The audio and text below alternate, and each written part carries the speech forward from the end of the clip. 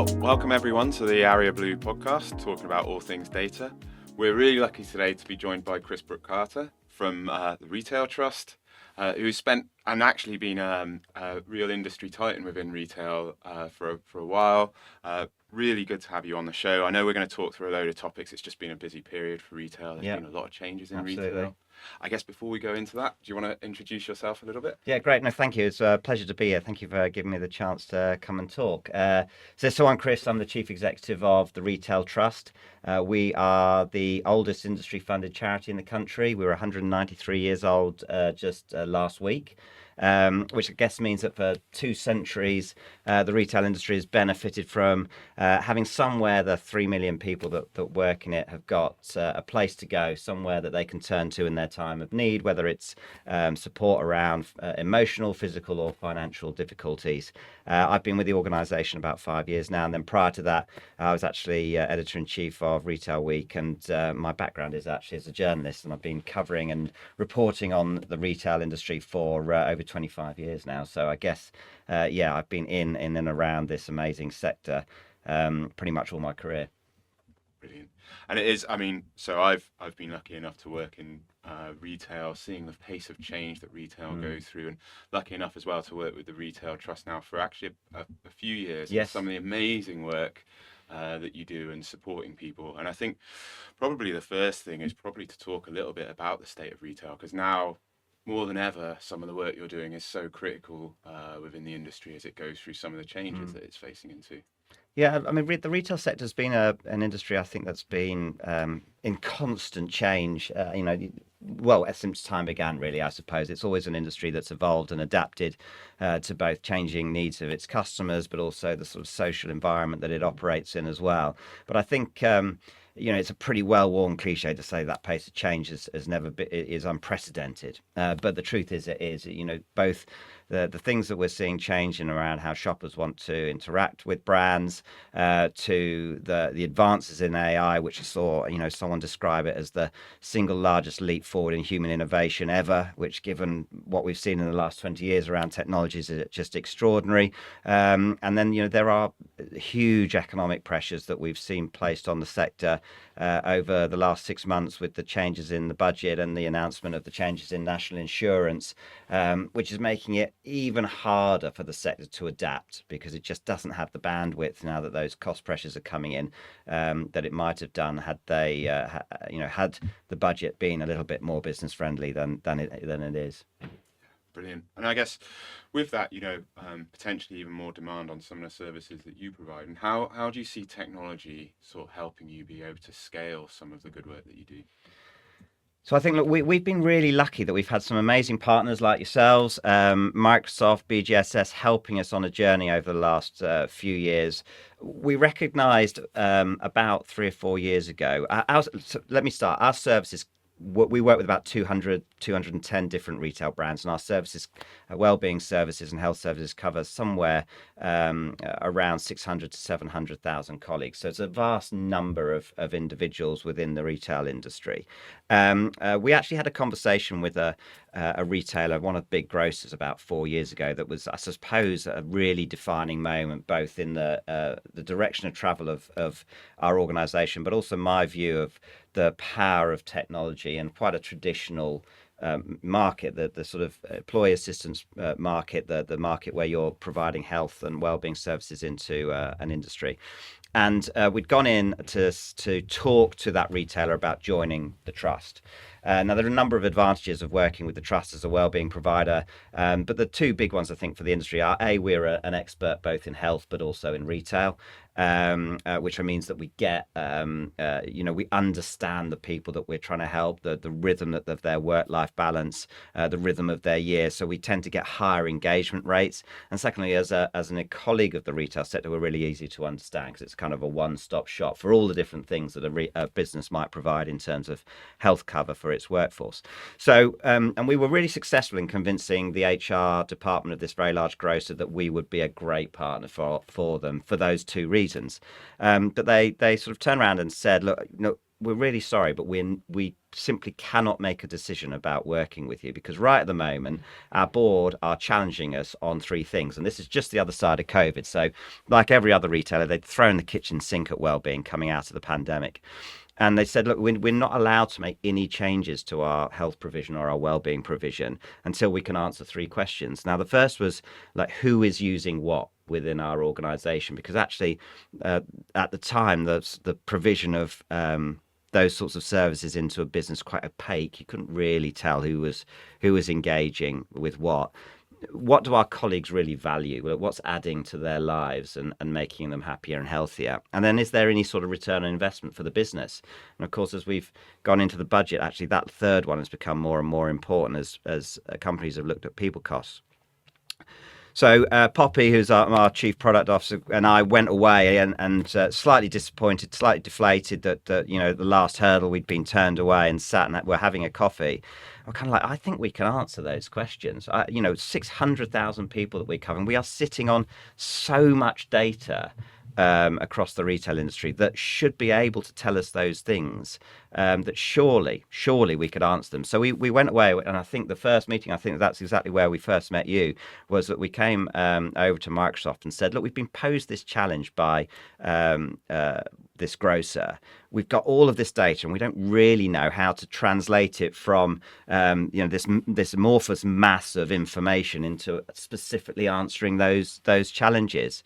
The last 2 or 3 years have been a journey on doing exactly that, to the point where, look, I think we can tell exactly at a demographic level who's engaging with what types of services, why are they coming to help, right at a nuanced level. How are people feeling about those services? How do we, what are the benefits? Where are they seeing the value of those services through actually feeling better? And actually, we can show now that as a result of those two data points, exactly what the return on investment is for an organisation through a reduction in churn and a reduction in absence, which cost British retail millions and millions of pounds every single year. So already, and we're only at the start of this journey, AI technology is suddenly playing a central role into how we can support the sector. But actually, even more interesting when you look at it through the lens of us being a charity and simply wanting to help more people. As a result of those insights, we're able to understand how people are actually interacting with wellbeing services, with health services in the workplace, and get better and better at engaging and convincing individuals to reach out at a proactive level before they get into crisis, because we understand what channels they like to engage with, what content is going to drive them to think about being proactive about their health. And up until this point, these sorts of services, these sorts of provision into an organization has been very singular. It's been very, just one size fits all. And it hasn't taken into account, for example, that this is really the first time that actually, just at a simple level, within a large retailer now, you've got 4 different generations working within that business. And their views on what health means to them is different, and of course that their preferences around consuming content or accessing information is incredibly different. We still see very different behaviour in those over the ages of 50, or and their propensity to want to engage around their health is incredibly different to young first-time employees who are much more proactive, much more digital savvy. So it's allowing us to then build strategies that are nuanced, targeted at specific needs, targeted at specific individuals. And so for me, it's very exciting. I think we're at a step change in the impact that we can have for good as a quality of what we do by reaching more people, but also actually delivering a very clear message that this is improving your workforce and improving your business. Yeah, it's, for me, such an interesting time being in technology, as you start to see some of the movements. We were talking about it earlier, actually, some of the things with generative AI, being able to personalize the experience, make it more accessible. Retail is so interesting because of that inclusivity aspect that you just mentioned, Yeah. right? People turning up with different devices, able to consume information in completely different Well, ways. the interesting thing about a retailer, one of the first things we did 4 or 5 years ago when we started, I come from a content background, very used to building personas around what content people want to interact with. And we hired a brilliant content team led by an amazing woman called Claire. Our first thing was that we need to build it. We need to understand who we're trying to reach and how they want to engage. Let's build some personas. And the challenge actually was that we found is that the population of a retailer really is just a reflection of UK society. You know, the spread of types of people that you have working in a business literally is a reflection of every walk of life within UK society.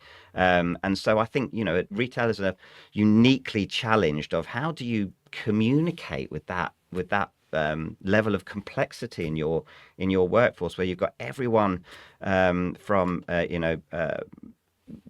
55-year-old guys driving forklift trucks in a warehouse for whom mental health is, you know, just something that you just wouldn't talk about, all the way through to, you know, youngsters for whom this is integral to their way of being. It's a fascinating challenge, yeah.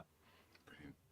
Well, I guess one of the other questions we were talking about is some of the challenges, some of the future challenges that you kind of perceive within retail, and ways in which the industry might change over the next few years, and the sort of support that's going to be required for the industry.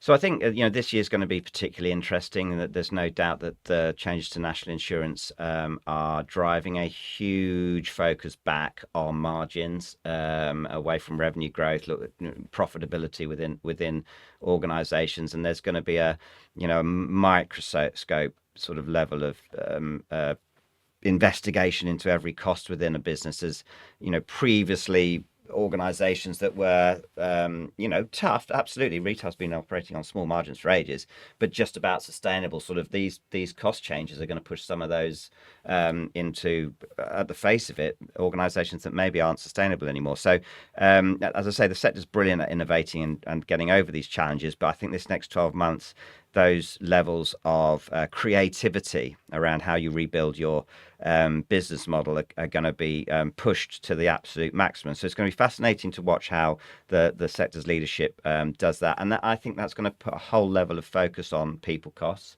And for me, therefore, it's more and more important that we start looking at things like churn and absence and the true cost of those to organisations, because it's a cost on the P&L that hasn't really been investigated and challenged. I think in the past it's kind of been accepted as a sunk cost.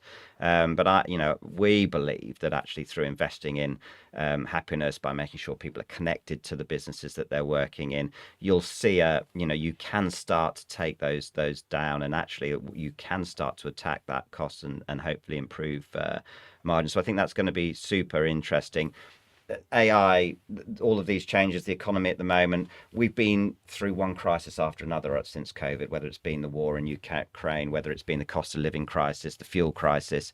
There's no doubt that actually people's resilience and ability to deal with these things has been chipped away at, and this will be another blow. So I think it's also important that we reflect that we need to support the sector and support teams and staff and colleagues, remind them what a great industry this is to work in, and all the the excitement and fun that can be had in retail, and make sure that they've got the right mental health support, right financial support, so that they can go on and enjoy and thrive in their careers in the sector. Yeah, at the end of the day, it is it's a services industry, right? That like the experience people have in store. It's a people industry. These are it attracts brilliant people, and it attracts problem solvers, and it attracts people that like interacting and serving customers. And for that, it's a fabulous sector, and we want to protect those values, I think. Yeah. Look, Chris, I guess we're kind of coming to the end of the time. I don't know if there are any other final thoughts that you wanted to share. It's been fantastic having you here.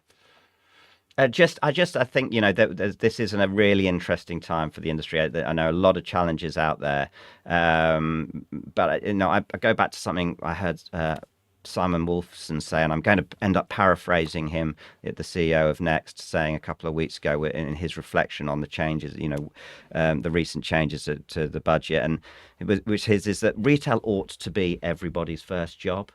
and for so many people it's that first step into the workforce. It's that gateway into a career for so many people, because it offers such a vibrant, broad experience of almost every facet that you could imagine in business, whether it's data, customer services, whether it's logistics, whether it's finance. You can do anything in retail, and it ought to be everyone's first career. And I think that as an industry, as a society, at a government level, we forget that at our peril. This is such an important industry. It doesn't just bind high streets together and bind local communities together, but it is the gateway for work for so many people. And we need to protect that through looking after our people, making sure that the government gives the industry the right support, and that we as a sector keep celebrating those qualities, and of course protecting and looking after the 3 million people that bring that to life every day for their customers around the country. Brilliant. You reminded me, it was my first job. There you go. Yeah. Look, it's been an absolute pleasure.